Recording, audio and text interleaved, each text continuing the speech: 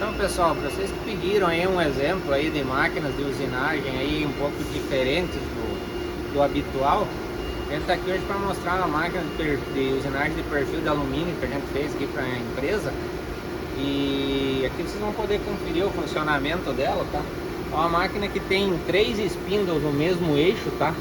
Então ela tem 3 motores aí, spindle todos eles no mesmo eixo.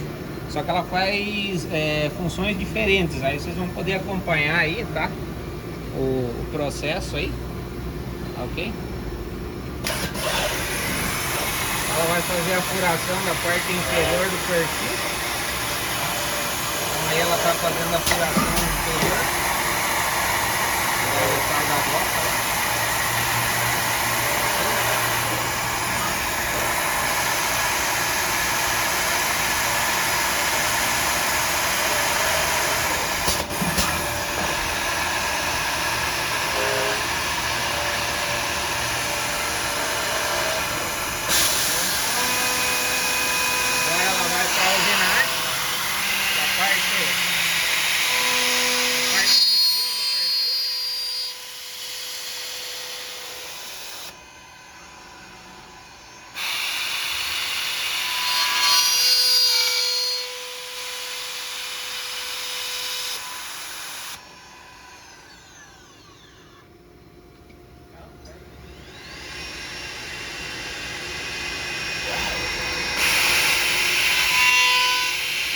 A broca superior, tá? Tá fazendo uma presa superior para fazer uma usinagem do acabamento da peça.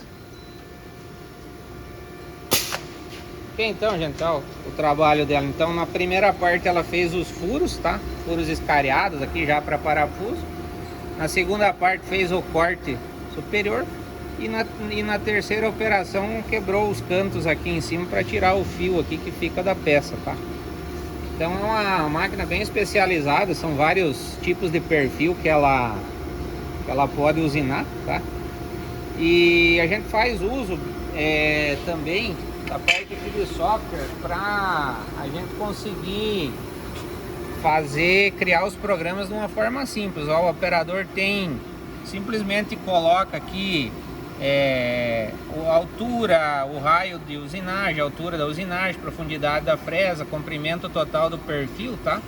Então simplesmente você colocando os valores aqui, você acaba gerando o programa, tá? Sem precisar estar mexendo em código G também, tá? Então aqui em cima são diversas opções que tem aqui do operador, ó. Cada um desse aqui é um programa que ele pode estar criando, tá?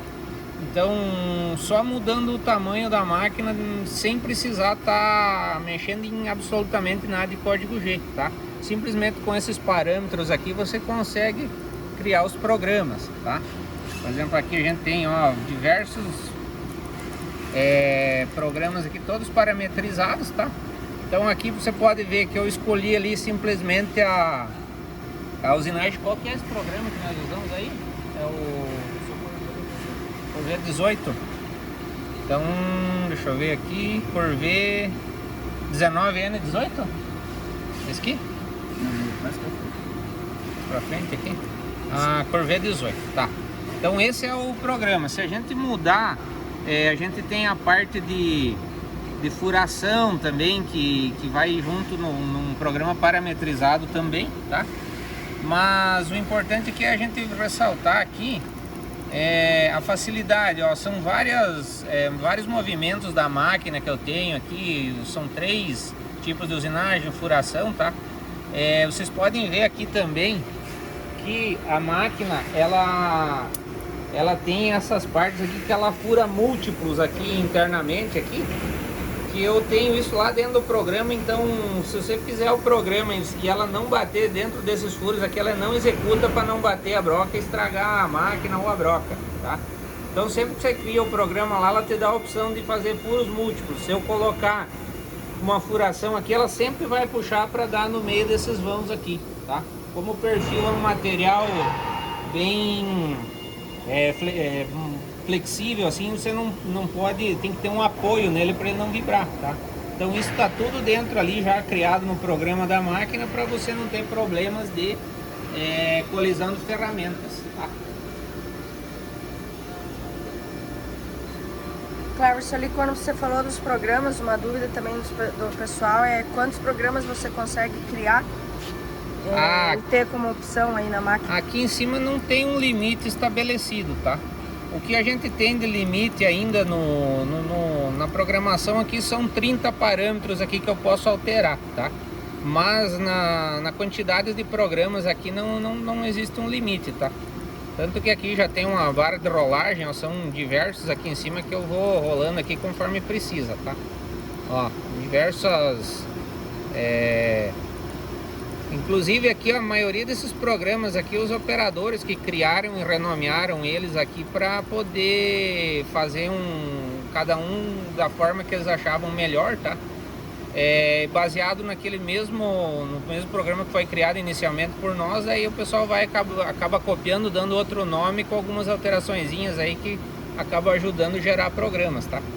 Então aqui basicamente, aqui no Corvette 18, que é esse programa aqui, se eu simplesmente alterar aqui, eu posso aumentar o tamanho da usinagem aqui, tá? Sem precisar, por exemplo, aqui, deixa eu ver aqui, comprimento de usinagem esquerda, comprimento da usinagem direita. Eu posso aumentar um pouquinho a usinagem, o raio, a altura, profundidade, comprimento total do perfil. Aqui tá 602, eu vou pôr aqui, por exemplo, 802, tá? Então eu criei aqui, vou colocar um nome aqui, ó, vamos pôr o nome aqui do vídeo aqui, tá? O programa exemplo aqui, vídeo. Vou salvar aqui, né? Daí eu vou aqui em abrir e procuro aqui vídeo, tá? Opa. Desculpa aí que eu tô... Vídeo. Pronto, então o que eu abri antes aqui, vamos lá. Olha aqui, antes a gente fez essa usinagem, onde que tá aqui em vermelho. Simplesmente ela vai fazer o mesmo perfil, só que num tamanho maior. Então eu consigo fazer várias peças sem ter que simplesmente alterando ali o tamanho da peça, tá? Não preciso vir aqui cada vez e gerar um programa novo para cada coisa. Simplesmente a gente tem um padrão e aí vai alterando. Aqui, por exemplo, era 600, eu coloquei 800, ele aumentou 200 milímetros aqui, tá? Aí tem mais alguns parâmetros que a gente consegue, que é calcular, que é mexer o raio aqui, mexer a profundidade de furação, por exemplo, tá? Tudo isso sem precisar criar um programa inteiramente novo para cada tipo de operação. Então mostrando aí a simplicidade, né, Cleverson, do operador, quando chega um produto novo na empresa. E existem alguns casos em que ele não consegue trabalhar nesse formato, que é necessário criar um programa novo, o operador consegue fazer isso? Assim, quando a gente tem algumas modificações básicas, alguma altura e tal, a gente consegue que o operador faça. Agora, quando é um programa mais, por exemplo, assim, começado do zero, às vezes precisa um pouquinho mais de conhecimento para poder trabalhar com código G, tá? Mas geralmente a gente dá uma assessoria nessa parte aí, acaba criando um exemplo de programa, o pessoal acaba alterando depois para fazer conforme eles vão precisando, as alterações aí que vão surgindo no decorrer da evolução aí dos produtos da empresa. E esse auxílio teu, ele pode ser acesso remoto também ou somente presencial, como que seria? Pode ser por acesso remoto, né? Geralmente a gente tem sempre uma configuração de máquina lá que a gente pode estar fazendo. Nesse caso é um pouquinho mais complicado porque a máquina é bem, vamos dizer assim, um formato bem especial. Vocês podem ver ali que ela tem os três espíndolos ali no mesmo eixo, então tem que ter um cuidado muito grande no criar o programa para evitar a colisão de ferramenta, que ela trabalha muito próximo, tá? Mas mesmo assim a gente consegue fazer algumas alterações e criar programas novos aí mesmo de forma remota.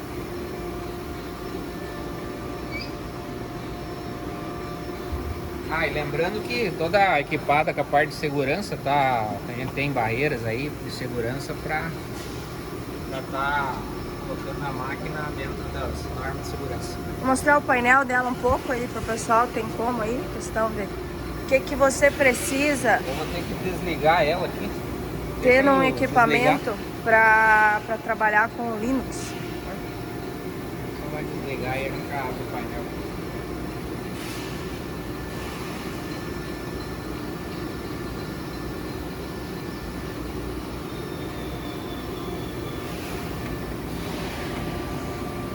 Tem uma chave de...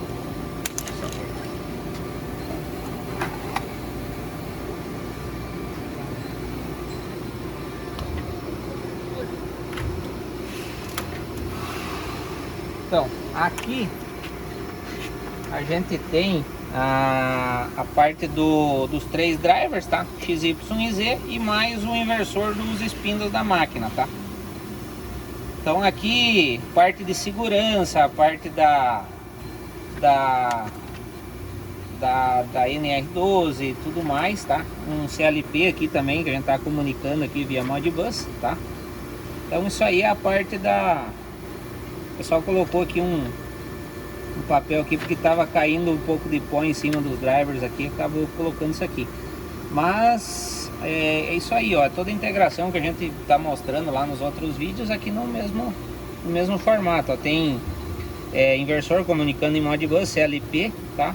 E os equipamentos de segurança todos integrados. São nada de equipamentos assim difíceis de encontrar no Brasil, como que funciona essa parte?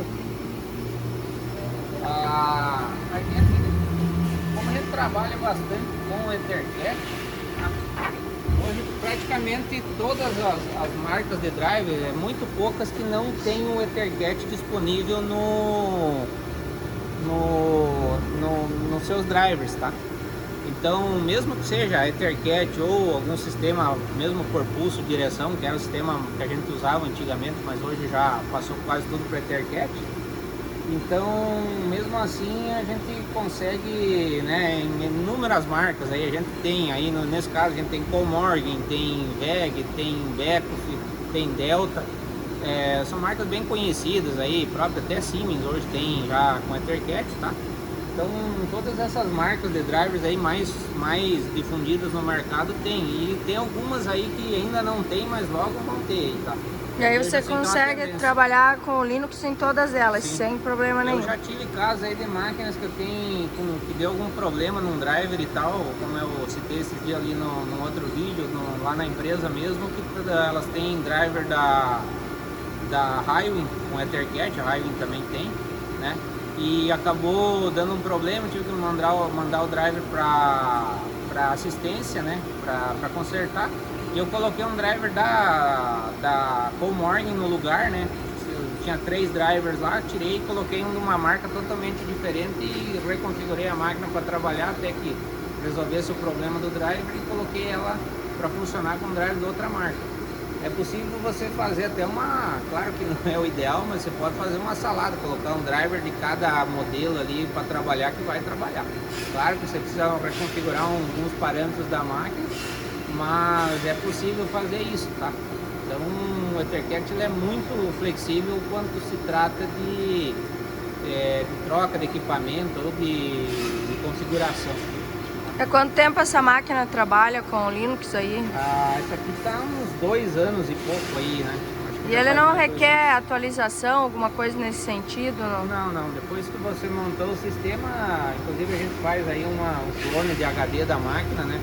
Porque o maior problema assim que pode ocorrer aí é por exemplo, um defeito de computador, uma queima de um HD, alguma coisa assim, que aí você acaba perdendo os dados, né?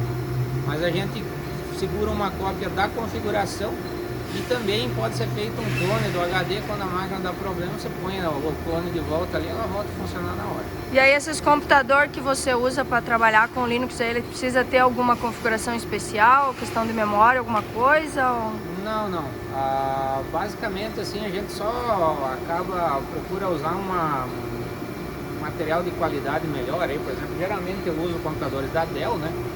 Mas pode ser qualquer placa aí inclusive quanto mais simples melhor, não precisa ser uma placa muito, você usar por exemplo, uma placa, um processador por exemplo, Core i7, essas coisas não. Um processador simples, tá? Às vezes dá melhor até resultado do que uma placa cheia de periféricos que às vezes você acaba não usando na máquina, acaba só atrapalhando em vez de ajudar. Então um computador o mais simples possível às vezes dá o melhor resultado. E agora que a gente desligou ela, é possível a gente ligar, mostrar a parte de zeramento aí pro pessoal, como que é feito aí, a simplicidade aí de trabalho do programa, né? Não sei se impacta.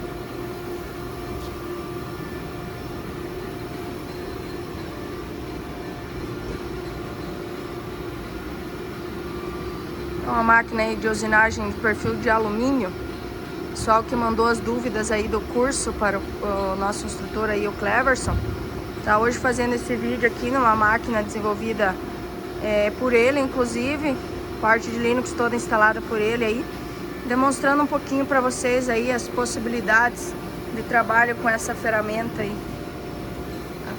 Então, tá ligando a máquina aqui agora. Vou fazer mais uma demonstração aí para vocês.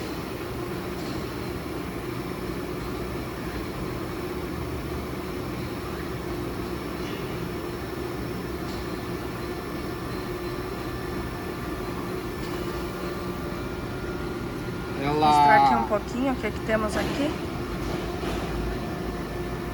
Acho que o pessoal colocou.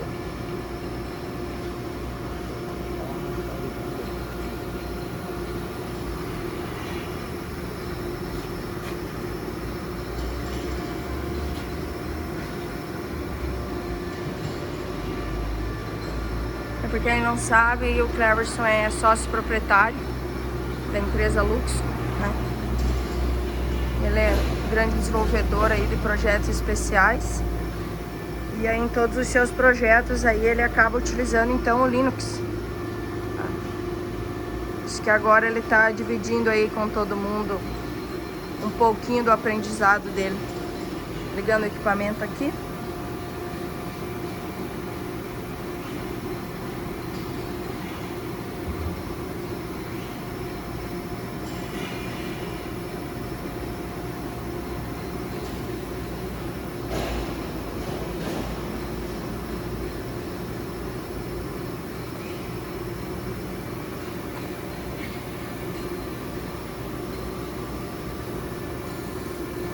Então, ó, o pessoal me pediu esses dias se ela abre automaticamente. Você pode ver que abriu o programa aqui, tá?